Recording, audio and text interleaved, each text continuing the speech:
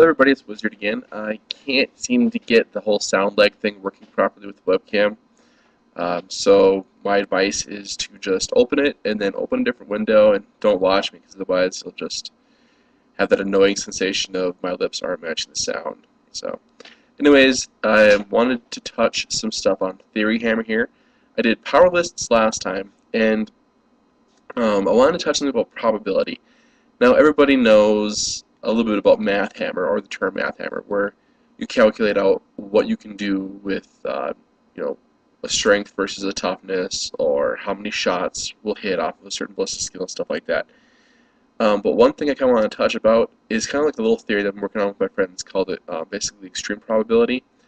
Um, so strength 8 rockets should be practically no threat to a Land Raider, correct? Yeah, because you're going to need to hit first, and let's say you're even orcs. Okay, so you need a 5 and 6 to hit first. Then you're going to need a 6 to glance. And then off that 6, a 1 and a 2 pretty much do nothing. Either do a 3, and a 4 probably does nothing as well. So you need another 5 or a 6.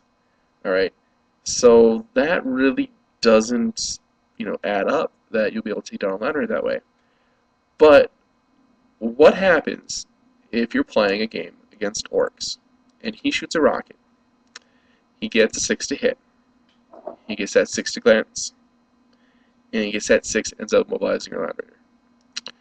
Now, the probability of that is extremely low, but you've probably seen it happen to somebody, or you've done it to somebody, or it's happened to you.